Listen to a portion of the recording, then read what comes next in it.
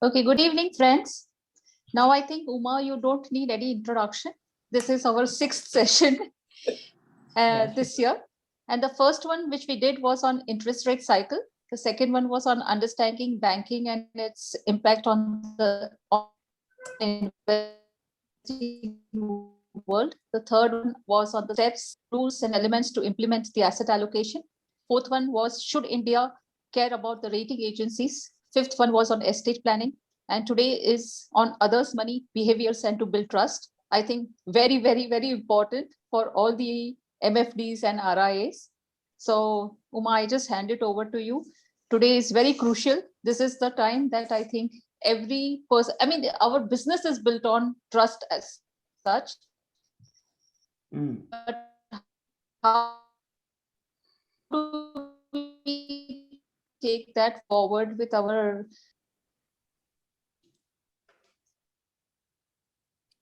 Right. I think we lost little of you, Sangeeta, but I think, yeah, Uma, you can start. All right.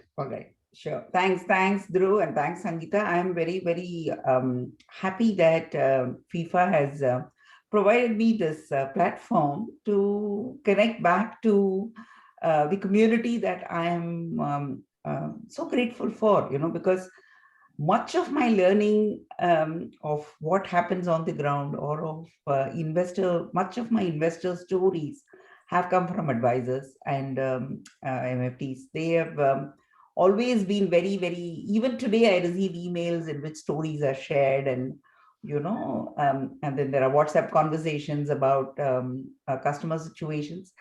I'm very happy that I'm able to come back to this community with these monthly calls. Thank you, FIFA, for this opportunity.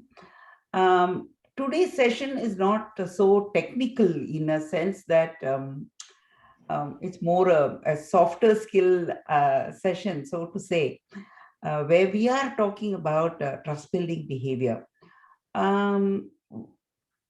Other people's money, the moment we are handling another person's money, or we are enabling decisions about money for somebody else, I think, as Sangeeta rightly pointed out, the cornerstone of that engagement is trust.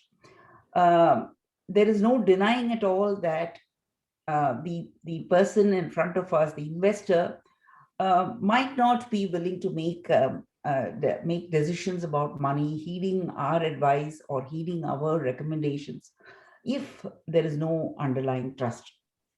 So we call this technically as fiduciary responsibility, where someone trusts the other. So even if it is a large organization, whether it is a bank, a mutual fund, a broking house, NBFC, anybody who is dealing with somebody else's money, even we've heard of so many stories of, deposit-taking businesses that have failed, for example.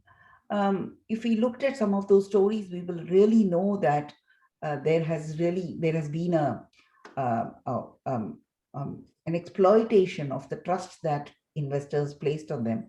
But what is interesting is to see how that trust got created, because without that trust, investors don't generally part with their money. So when we're looking at trust building behaviors, I want to just state upfront what the session is going to cover so that the audience will know what is it that we are going to talk about. There's a lot of literature, there is a lot of work, there's a lot of research today, particularly because the brain can be scanned, so what portions of the brain are activated when you're making decisions. There is a lot of work which talks about the chemicals that are released, so much work on oxytocin and trust, for example, and so on and so forth. But much of this work, distills down, in my understanding, to really three things, three core behaviors that are three core elements, if I can call it, for trust building. The first is competence. Do you know your job? Yeah, first is competence. It's just that you can call it knowledge, you can call it qualification, you can call it capability, but I think competence, the knowing what you are expected to do, is the first pillar, competence. The second pillar is empathy, the ability to, what do you say, to be able to see the other's point of view, to be able to, when we very easily say that, stand in others' shoes. It's only with our experiences that we know that how difficult that behavior is. When we say empathy, what we're trying to say is that, are we able to understand? I mean, there are so many ways where we say, put the interest of the other person above us. I mean, that's a very unnatural thing for a human being. A human being is selfish. So you will put your interest ahead of the interest of the others. So we can't be altruists, but understanding where the other person is coming from, or understanding what their situation is, or their motivations are, or being able to take feedback, being able to work with elements of that relationship where we will discuss a little bit about it. So empathy is the second pillar. And the third one is transparency, or what we call as the process that you follow: transparency, disclosure, behaviors that let the other person know what you're doing. Okay, it can be reporting, it can be accountability, it can be a simple thing as keeping your word. It's like somebody says, right? So those are all elements of transparency. So somewhere there is an integrity that runs through this, but the point I wanted to make today is that all three have to be present. That's really the summary of what I'm going to say. It is not enough if one of these three is there. All three must be present. There must be competence, there must be empathy, and there must be transparency. So if these three elements are built together, if these three are present together, then over a period of time, trust building cannot happen. I mean, there are two ways people look at it. One is what we call as the conscious approach, which we call as image crafting, for example, where you understand that a certain set of actions will have to be done, and therefore you go ahead and keep doing those things with the hope that the other person will trust you. Now, these are explicit planned actions. Okay, they work. Not that they don't work, they work. But more important are the implicit ones, which is to say that many times we behave in a way that, over time, and people remember. There are instances that happen, or there are clues that we leave behind about ourselves. Okay. And these experiences are created without our conscious effort. Many times, deep relationships are based on these implicit things, or things that we did very subconsciously. We didn't plan for it. It just happened. And then the clients remember it, and we go on to build trust. The second one is much, much more powerful, though we don't control it so much. Now, if I were to talk about the first case, the classic example are film stars. Now, when there's a story, when a story is being told, and when that story is told very credibly, and that story has an emotional connect with the person who's hearing that story, there is a certain, you just transfer all the emotions that you are experiencing when you are going through that story. You transfer that to the characters that are playing it. So in our country, it's so true that we find people believing, it's incredulous that people believing that film stars are really heroes, and they can do things, and there is a certain fan following. And there's an fan following always happens with show businesses, but there is an implicit belief that the particular person is what he portrayed on the screen, right? So that's the power of the story, the ability, that visual story. I mean, filmmaking is a very, very fine art of storytelling. So storytelling does tend to create these kind of things. But then there are instances which show us that these people are not really the superheroes that they intend to be, but it happens. So you need to be, when we say trust-inducing behaviors, we need to understand that people perceive trust in different ways. Okay, and then there is this thing of image crafting, or trying to create an impression, and then failing in it. Okay, so we will find that, for example, consider, for example, the fan following and the kind of confidence people have on cricketers. For example, cricket is another big passion in India, and so it's to a large extent built on competence. Okay, if you looked at the second element, what we say, empathy, it's not something that is there. The cricketer is just playing his game. He doesn't really care about what the fans think or want, or get an emotional connect with him. No, there is just a display of competence, so to say, right? And when we talk of the third set of behavior, the transparency, every sport, which is true for the film example as well, every sport is played in an environment of spontaneity. So the behaviors that a player describes, shows on the field, is all transparent, it's visible. How he dealt with the ball, what he did there, what he spoke, how he reacted. So if we recall and say that, Rahul Dravid is that kind of cricketer because he, there is a certain predictability to the behavior. That's the transparency aspect, right?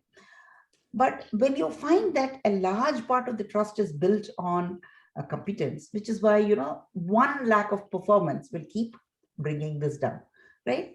So to the extent that the empathy element is missing here, people will like, follow, and be fans of these performing sportsmen, but they won't really trust them. If any of them were to come up and start a business, how many people will go and support them is a question. So therefore, when we talk of trust, so that is really the crux of what I wanted to say. There is competence, there is empathy, and there is transparency, and all three will have to be present together. So let's kind of look at a few of these behaviors and a few of these elements, right? So when we say competence, when we talk of competence in the work that you're doing, right? As someone who runs a certifying firm, I know this craving for certificates. And if it comes with some foreign name on it, it is even more good. So people somehow believe that if I were to establish that I know something through an approval by somebody else, I mean, regulators also believe, like, for example, the exams that have been prescribed, saying that there have to be a minimum level of competence for being able to do a job. Now, many of us who have worked for a number of years understand that formal learning is just one way to acquire the knowledge that is required. Competence is something that comes from doing the job. As you work, as you notice. Now, if you speak to someone who has seen multiple market cycles, their ability to converse in a way that brings back those instances, saying that, for example, if we were showing a Sensex graph or a Nifty graph of several years, okay, to the investor, and ask the investor to point out where the 92 crisis was, or where the 2001 market meltdown happened, or where the 1986 market crash happened, or where the 2012-13 market levels were, they will find that these are just small blips in that upward sloping graph. Now, many of us know that when 92 happened, the shock was so severe. In fact, I was in class and one of my participants suffered a cardiac arrest. So we had to rush him to the hospital. Fortunately, he survived. But I was in the classroom and we were talking about stock markets when the crash happened. And we know that people lost their shirts. There was a real severe loss, so to say. So competence is not just about having these facts, for example. Building a perspective, building a story around it clearly comes from knowing how these things work, particularly when it comes to the financial markets. The problem with this product, many people talk about, the differences between selling the toothpaste and shampoos and selling financial products. And they keep talking about how this product is not visible, cannot be seen, that's not really the point. The point is that the performance of the product has a dynamic background. So how it will, a soap will lather in a particular way, irrespective of, weather outside and so on and so forth. So there isn't a dynamic context for its performance. Even when it comes into contact with water, it will behave in a particular manner. So it is possible to be able to, so which is why, people don't worry about trusting the soap, for example. Okay. As long as it performs, because the third factor, right? There is a certain way in which the performance happens. The level of transparency is so high. You have a certain expectation, and that expectation is always delivered. And therefore, so people have problems, for example, with soaps that don't lather. Right? So lathering is not really important for cleaning. For example, soap solutions that are used in a dishwasher or in a washing machine are non-lathering in their formulation, because the lather will create the requirement for additional, for a lot of water and for a lot of rinsing. So they have cleansing property, but they won't lather. But people will not accept a non-lathering soap because they associate that behavior, okay, that predictability part of it. But financial products, the biggest problem is the dynamic context. So when you talk of competence, without an understanding of this dynamics, okay, which we know as the risk return framework. So whether it is the idea of asset allocation, whether it is the idea of diversification, whether it is the idea of market risk, these are ideas. So many times financial advisors love to make their own theories, right? Won't take you too far in trust building, because when it comes to knowledge, we are always leaning upon established principles.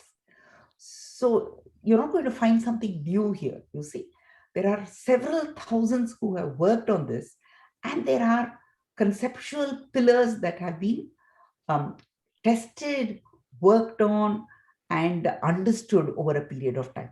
Now, how you acquire these, acquiring them by your experience is going to take you a lot of time.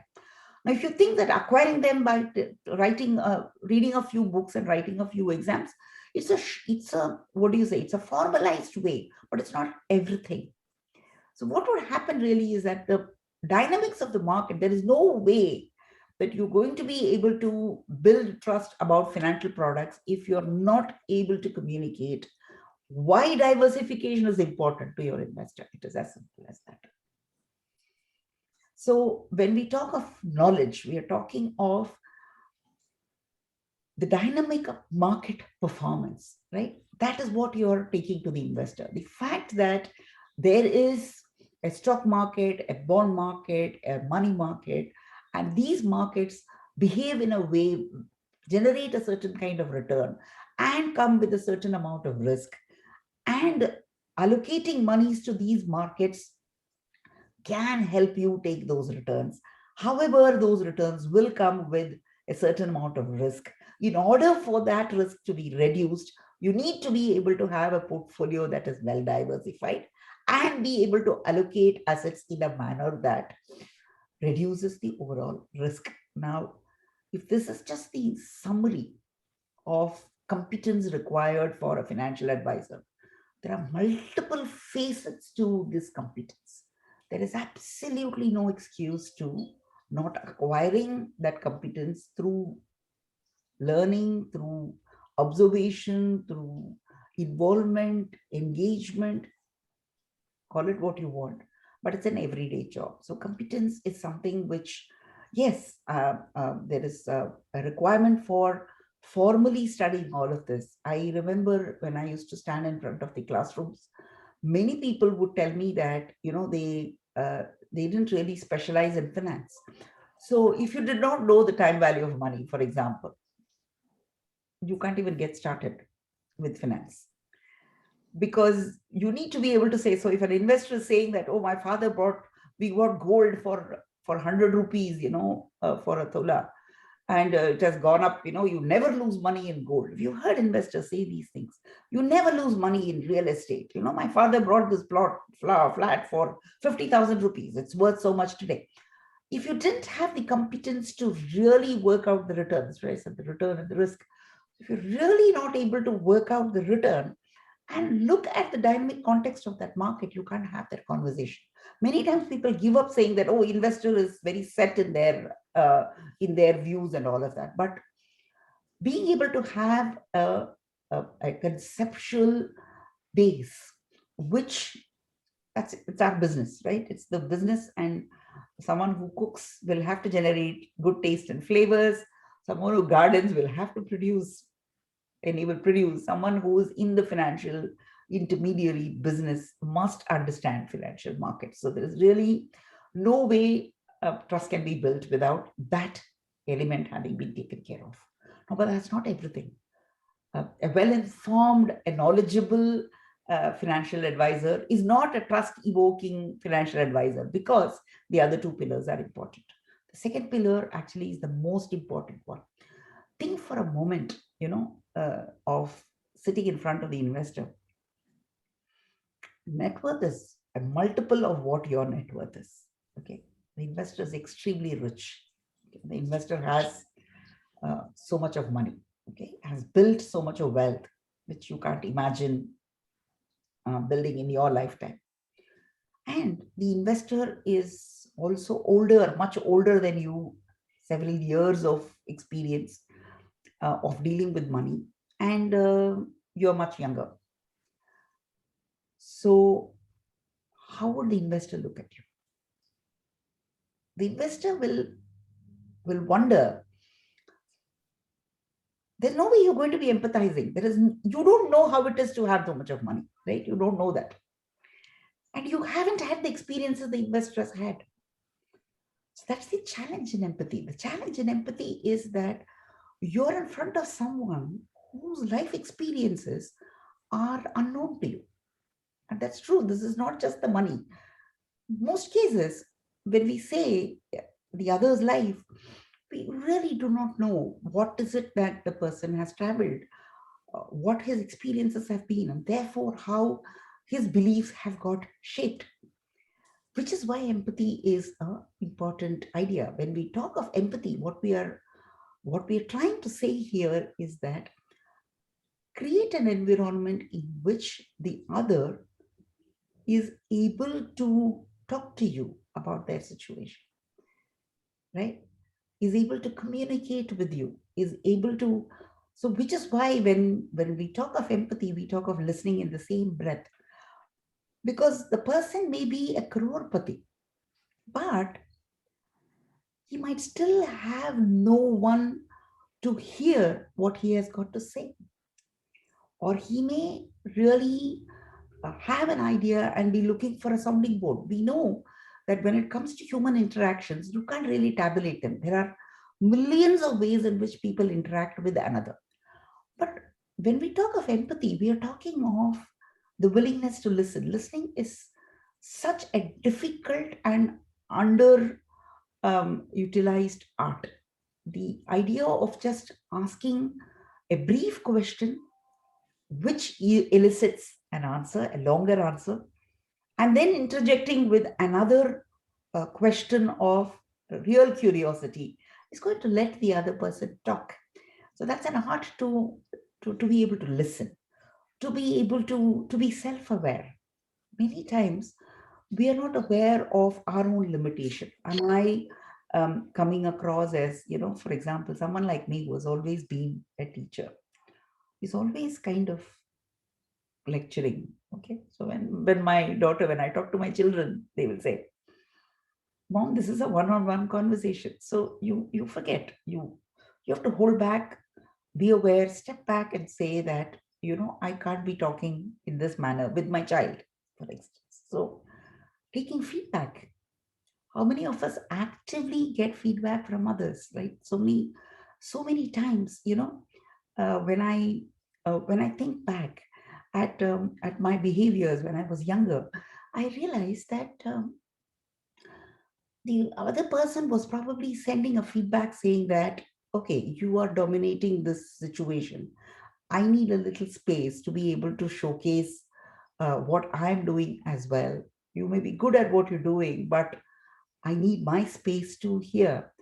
I haven't been empathetic to that possibility. I regret that as an adult, because you allow your competence to do a particular task to dominate that particular situation. So being self-aware, being able to ask questions about your own behavior, take feedback from persons who are there, and you know keep your self-serving bias down.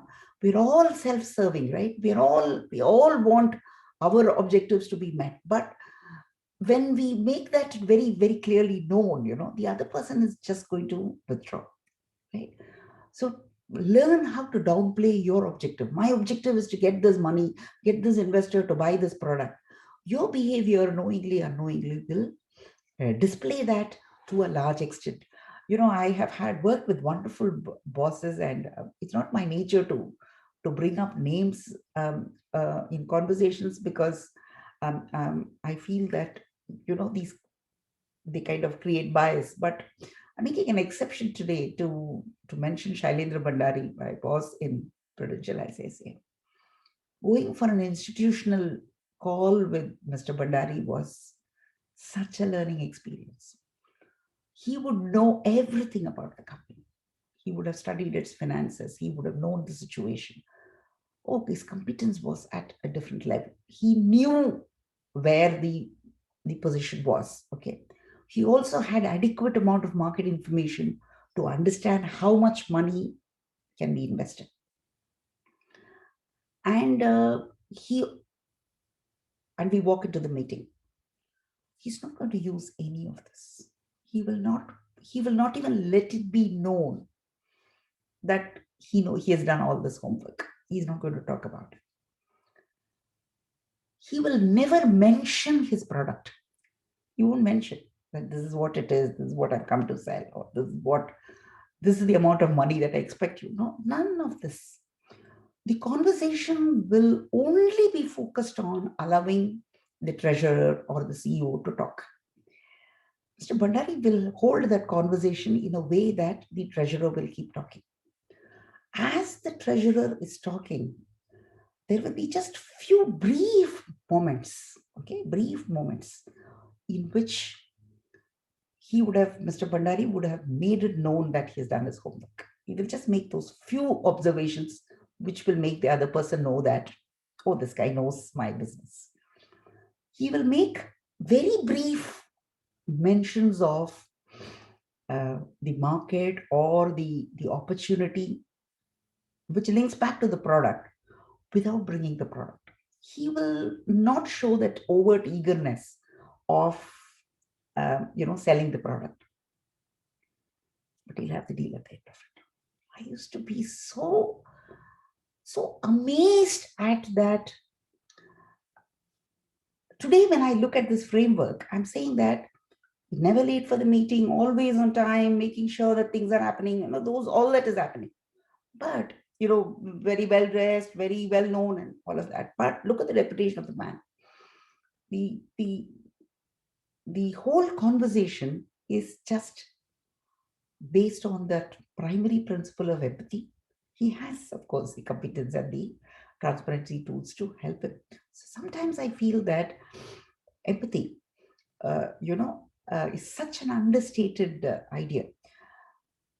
And I remember there was an instance in which something went wrong. The advice was to cover it up. Okay. So we went into the meeting. There was enough advice given. When we went into the meeting, all that Mr. Bhandari did was apologize. He said, we go for this up. I found it absolutely stunning. CEO of an organization, okay? But exhibiting that vulnerability or exhibiting that possibility that you could go wrong builds trust. It makes the other person believe that, that you're human about it, you are real about it, and you're not faking anything. And contrary to people's belief, people always say, oh no, you must set expectations and you must do it. People love those that can make mistakes. People only admire those who are perfectionists and superhumans. But the connection, the love comes from the human elements of failing, of apologizing, of saying that, of disclosing your vulnerabilities. So when we talk of empathy, we are talking of the ability to listen, the ability to take feedback, a certain amount of self-awareness, being able to show vulnerability, and being able to hear the other person's story. You talk to very successful financial advisors, they will tell you how investors were willing to share their stories with them because there is this question of integrity here. You're not going to discuss the customer story with anybody else. You're not even by mistake going to talk about one customer to another customer. You're not going to use these stories. You're going to listen to these stories, and that's that. You're not going to use them in any manner, right? So that creates a tremendous amount of trust. The investor believes several times when it comes to financial decisions. There is enough literature which shows that people are able to make financial decisions if they are able to get a sounding board or a listening or a person to hear what they have to say and just confirm whether what they are saying is right or wrong. So empathy as the second pillar. The third, which transparency, when we talk of transparency, when we talk of disclosure, look at the father-child relationship, for example. It begins with a tremendous amount of trust. The young child, the 3 or 4-year-old boy, wants to just be like his father. It is surprising how the same child as a teenager doesn't want to have anything to do with the father's image. The whole thing has changed. How is it? It's not as if children stop trusting their parents. It is just that they are not capable. The parents are not capable. It's what parenting literature shows again and again and again. Very difficult for a parent to be empathetic because the parent finds it very difficult to see what the world of the child is. You're constantly looking at your own world and comparing the child's world with that, because your world is all that you know. When we were young, and when we were young, it's irrelevant to the child. It's absolutely so. It creates that gap. More than that, the child has the parent just holds back a, a lot of information about what is going on in the household, about what's going on in their life, about what's going on in work, that there are no bridges here, right? There are no bridges. So transparency is what creates bridges. Availability of information, transparency, being able to put down, being able to say, this is what I will do. Like when we say integral behavior, where you say that I'm going to come at this time, and you always go back at the time. People say that, oh, that's a trust creating behavior. Why is that so? Because you are being absolutely open in your communication about what to expect, and you behave in a way that that expectation will be met. That's a behavior of transparency. So information disclosure, letting people know, or keeping your word, being fair, being absolutely what do you say, open. That openness, when we talk of transparency, we talk of openness, where we are saying that, oh, this is what is happening in the markets, and this is eroding your investments, and we really do not know whether this is going to continue for the long term. So at this point of time, since we do not know what is likely to be happening, it might be better that we don't make big investment decisions. Now, such a conversation will be seen as completely counterproductive to this whole idea of building a business, right? But if you dissect it, you will know that you are showing that vulnerability. You are saying that you do not know where the market is going.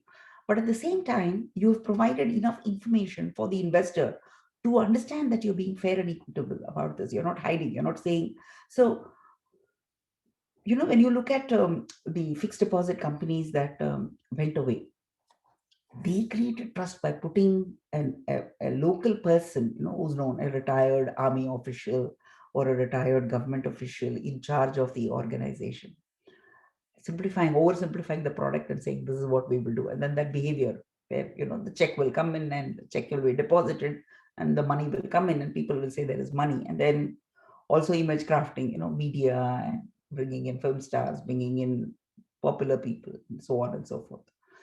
But the core idea, the core possibility of integrity or that competence with money, we always say that when you are taking somebody's money, what are you going to do with it?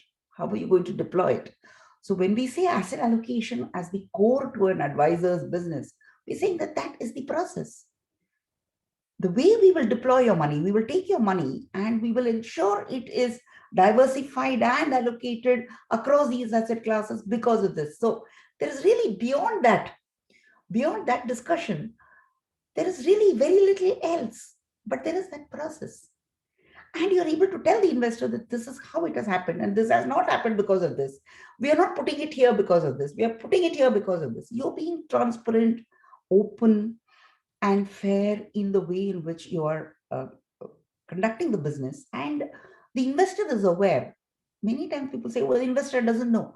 This is why the power of the story. You are simplifying, letting the investor know that this is how things can be done, and leading along the way while being empathetic and keeping in mind that whatever you may be telling the investor, whatever you may be advocating to the investor is in their interest and not in yours. So when we talk of trust building relationships, there are examples and examples of extremely competent businesses. I mean, where, today when someone looks at the mutual fund business, for example, we all know that it's a fantastic product to have a ready product, to have a product which is already diversified, to have a product in which your transaction immune, the fund manager can buy and sell, it's not going to affect you. So it's a beautiful structure. It's also a tax favorable structure.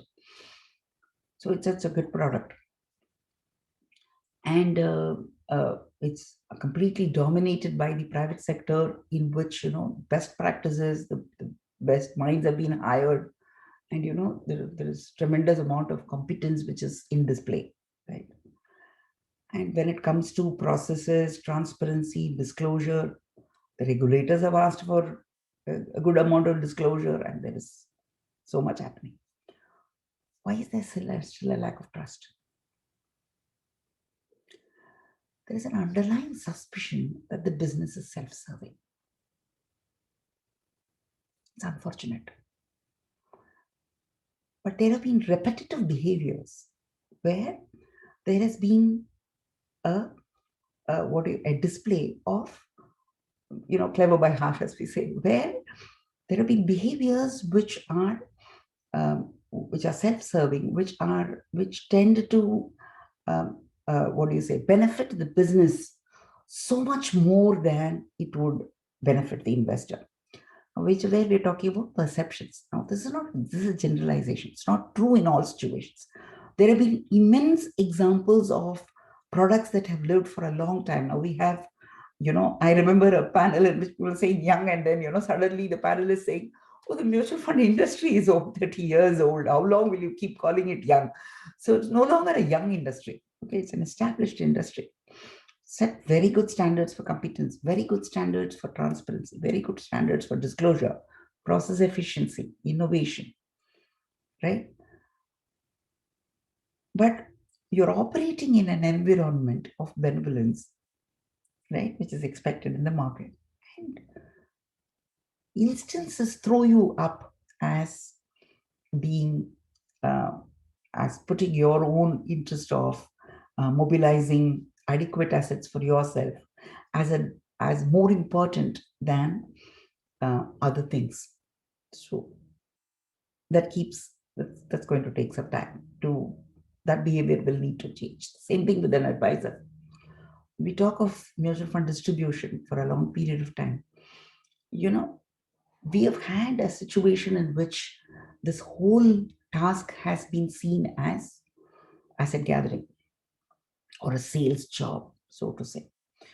So when we say sales pitch, when we say that, you have to pitch the product in a particular way, you have to position it in a particular manner. So all of this shortcuts all three pillars that I'm talking about, where competence is just sound bites. Are you able to say the right things?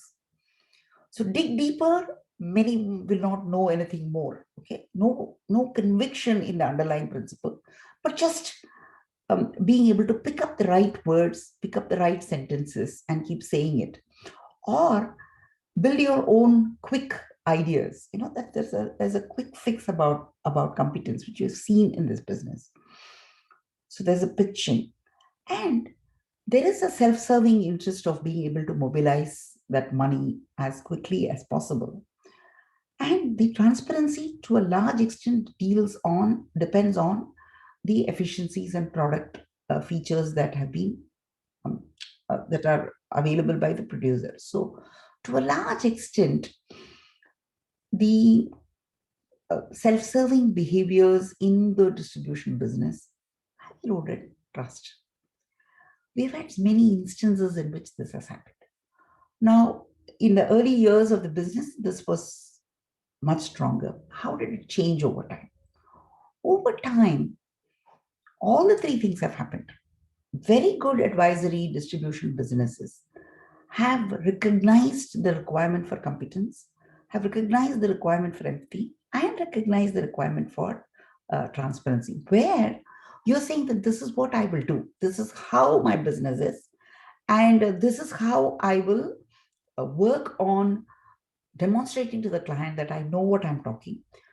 And then the performance, how my advice has worked, and demonstrating competence through your actions, the results, the consequences, and all of that. And today, a lot of us talk the financial planning language or the financial goal language, which is the language of empathy, where we are saying, I'm placing you first. I want to understand what your goals are, what your life's aspirations are, what you like to do, how you like this money to work for you. So I'm going to build into it your interest and your requirement. And we know that there are instances of faking it, and there are instances where we've genuinely done it. And while doing this, this is how my organization will deliver it for you. These are the products. This is the reason why we bought this product. This is how it has performed. These are the performance reports. This is how I'm willing to engage with you to talk about it. And this is the periodicity with which we will keep engaging with you. So then you are breaking those. There are several instances of successful businesses that have done it. And we know that there are so many millions who still have not been reached. There are so many who require that empathy when it comes to money. They do not know to make financial decisions. They are not very willing to trust somebody else with their money, because they do not know whether the person has competence, whether the person understands their specific situation, and whether that person will be will not be secretive, will not hide important information, but will be transparent and open. Being open is a trust building behavior, but doesn't come very easily to us. A lot of us like to be secretive. A lot of us like to withhold information because we worry about vulnerability, right? So when we talk of trust-inducing behaviors, we need to be able to look at these three pillars simultaneously. It's really the message that I wanted to leave you with. I wanted you to think about it in the context of your own businesses. How have I built my business? How much, what we know and do not know is so personal to us. We know it. So it's not very difficult to acquire the competence that's required for our job. So that's something that you're constantly learning, being willing to learn, being willing to read, being willing to engage, observe, look at numbers, hear, assimilate, work on those ideas, making sure that the competence is in place and is nurtured. And making the biggest effort is, as I said, in empathy, being able to build, to be able to have as many client interactions as possible in which you're consistently making the effort to understand where the other person is coming from and be able to demonstrate these behaviors, right? We cannot teach integrity in a classroom. Integrity is something that is part and parcel of who we are, how we are, whether we are opportunistic, and investors will see through it and be transparent about it. So all three must be present. There are innumerable examples. There are innumerable examples of how one is present and the other is not present. History is evidence to many of this, right? Where something has been lacking and then the whole edifice crumbles. And the problems of image crafting, where you try to be someone who you're not, and then people see through it. So I think I'll open to questions that you may have, or you can share instances in which things have worked for you and things have not worked for you. I leave you with this thought and leave you with this framework to see how trust building happens in real life around you. Over to you, Sangeeta, and to others. Okay, questions. So I just like to share one of the incident of transparency. So I think transparency, of course, is a very, very important pillar. So I had done some FMP with a client, and what was the thing was that in an FMP, it was if at all you do 1 crore worth of 1 crore FMP, the client wanted to do a 2 crore FMP, but if he does 1 crore FMP, I get a higher brokerage. So I told the client that if you can just split it up into 1 crore FMP, I will get a higher brokerage. He immediately said, that's very nice of you to tell me upfront that, you'll get a higher brokerage. And he did it. See, actually, when HNI, he doesn't even like to split into different folios, etc. But when you are upfront, according to me, I think people just appreciate, So it's always good to be transparent and upfront. And also tell them what brokerages you are making. Then they will appreciate and they do not mind if you are making some more money. Okay, let me just see what are the questions which are there.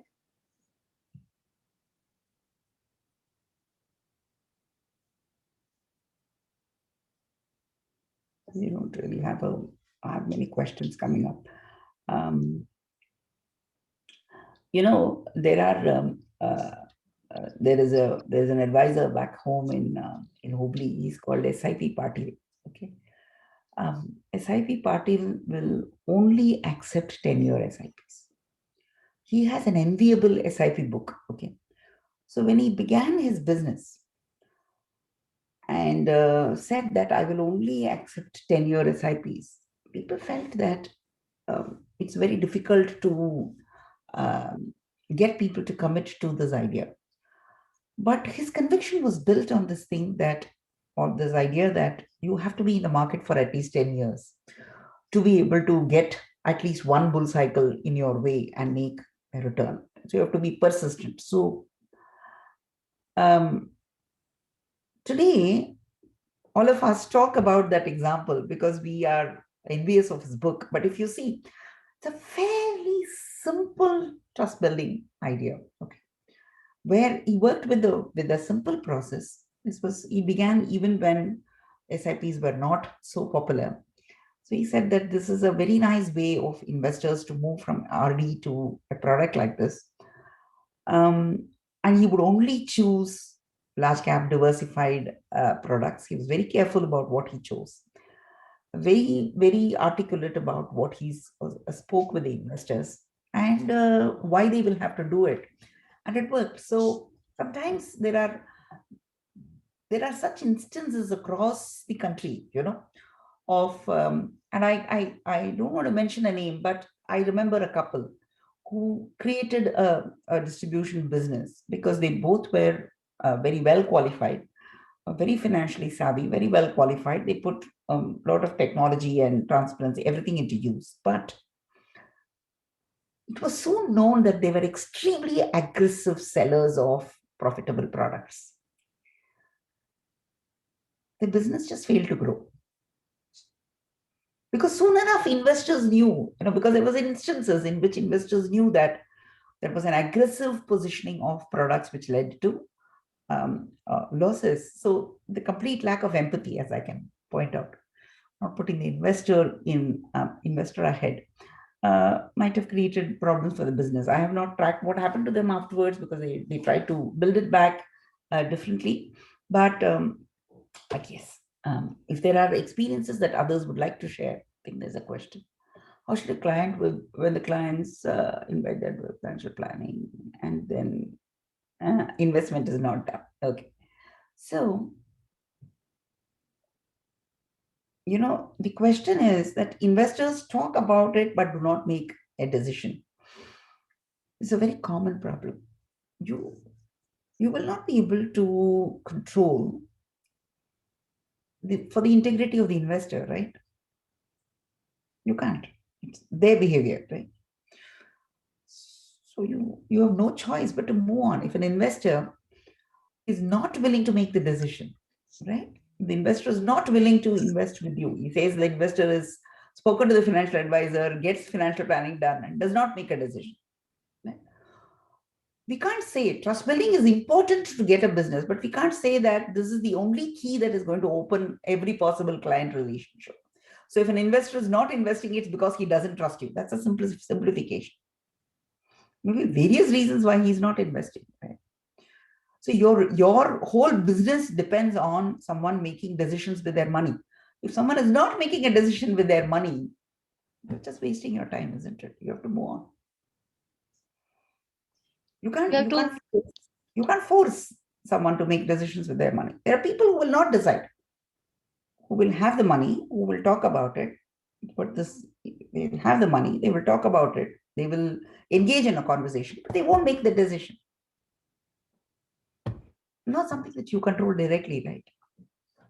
I think as Nick Murray says, next, you have to move on to the next client, and you just go on prospecting. You have to move on because, yes, because you can't, what is it that you will do to get him to invest, to persuading someone, as I was mentioning, the decision to how someone comes to the point where they will have to make a decision is completely controlled by them. You can't manipulate it.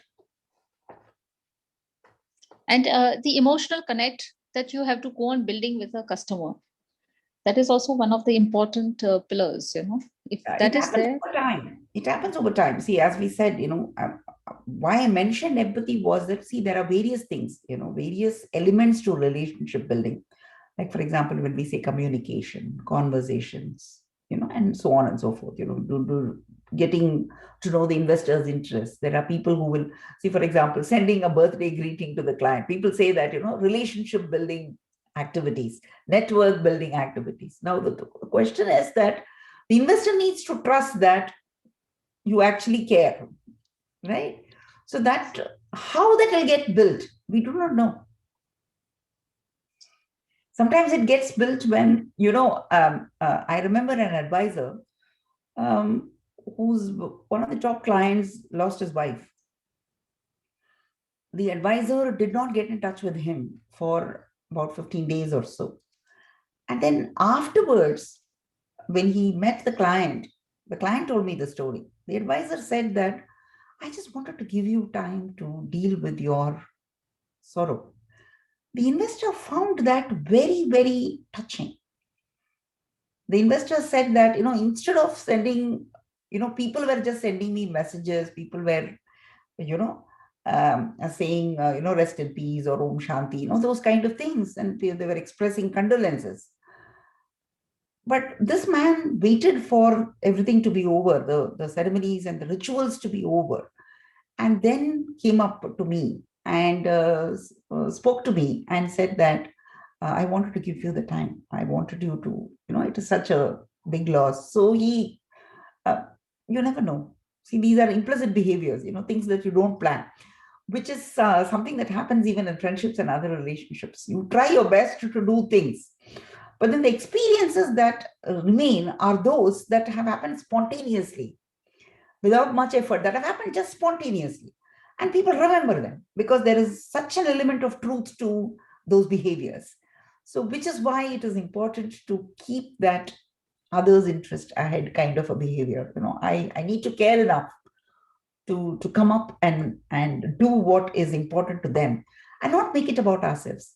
We always make things about ourselves. If someone comes and says that, I have had this accident, this happened, we immediately start talking about us. When I also had this, the speed with which we make their stories ours. Oh, मेरे साथ भी ऐसा ही हुआ था. हमारा ना ऐसा था. So what happens is the other person's story is cut short. The other person it's no longer about them. It's suddenly become about you. Now, such behavior lacks empathy. People don't realize it. So holding back and not making it your story. When somebody says, हम लोग Paris गए हुए थे, नहीं हम लोग ना वो रात में गए थे, जब lighting होता है तब, it's not about your trip. It is about their trip. So letting them hold that story and letting them carry that story and hold on that light is also a discipline. Over time, that kind of behavior will build trust because the other person understands that you're going to give them the space. You're not going to make everything about yourself. Yeah. So these are things. All right. Except for a birthday wish, is there anything, because this birthday wish has become quite, a normal, people now just expect it, And these can just be done. What I'm saying is that don't expect big dividends out of it. Yeah. Don't expect, that something dramatic is going to happen because you remembered someone's birthday. Yeah, so I just thought if you know something innovative. No, I'm just saying that people care so much about experiences. We always say this. We say that when you're driving back home, just take a small detour and buy that favorite tub of ice cream of your family and just walk into the house with that ice cream and saying, we're going to do this. People will be so overjoyed and be happy to, the fact that remember. It's a thing. I'm just saying that you need to have that plan in your head to be able to build pleasurable experiences for people who you care about.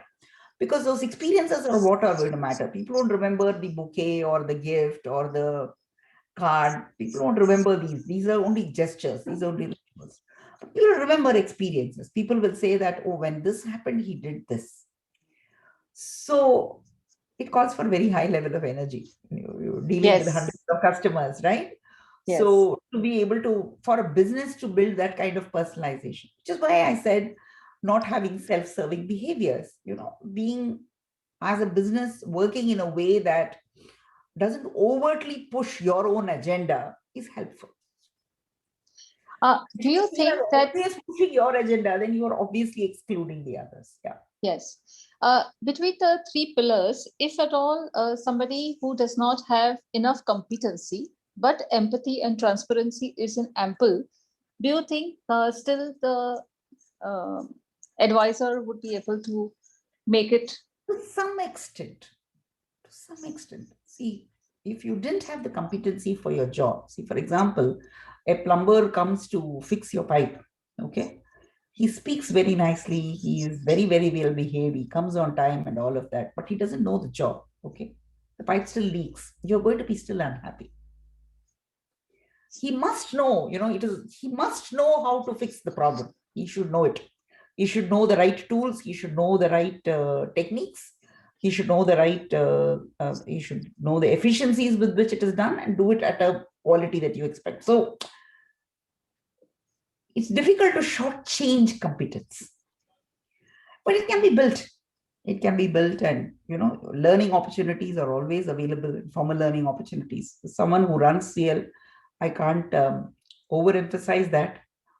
Taking the time to learn, taking the time to discuss, taking the time to formalize your learning, always important.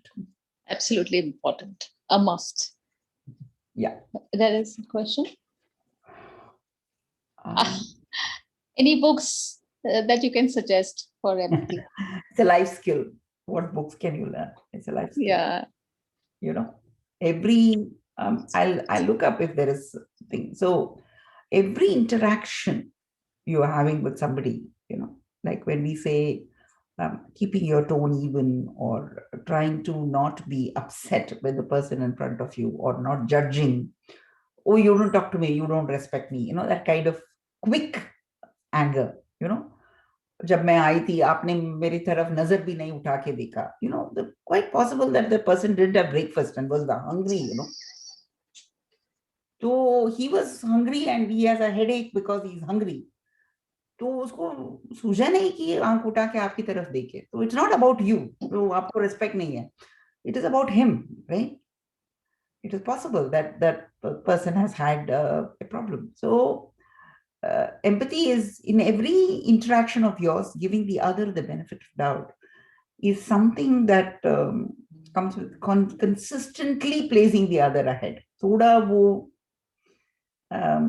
life skill है, पर for the profession that you're in, you know, in a trust building profession, empathy is a very important characteristic. But perhaps on behavioral finance, there are many books, and maybe you could tell Yeah, us. I will look up something. I will see if there is a reading list. I will let you know. Yeah. Yeah, that you could perhaps mail it to us. Yeah, I will do that. I will do that. Behavioral sciences shows a lot of these, and I think people today are also caring a lot more. I mean, there are challenges like the COVID and others. There are challenges that bring up the requirement for community. You know, you have to help one another. You have to be there for one another. There is no choice really. So that kind of an environment has got created.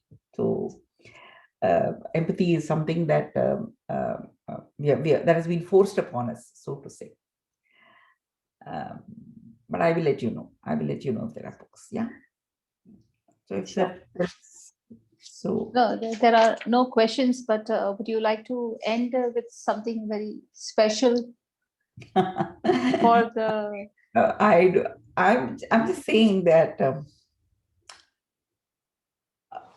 if you have the time, I mean, I know that this is a very unusual thing, but if you have the time and the orientation, you must read the Mahabharata.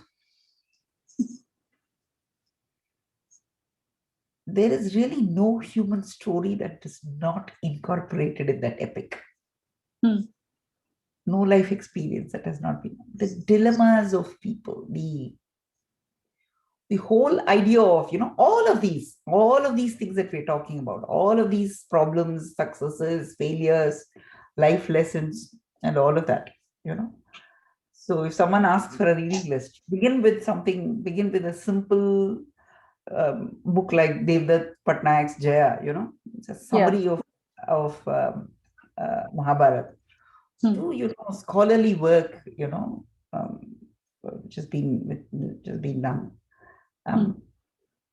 It might provide a great grounding for trust building behaviors. Yeah, I don't know whether it is it's special, but I do believe that some of these epics and some of these stories contain huge life lessons. Yes, right. Sure.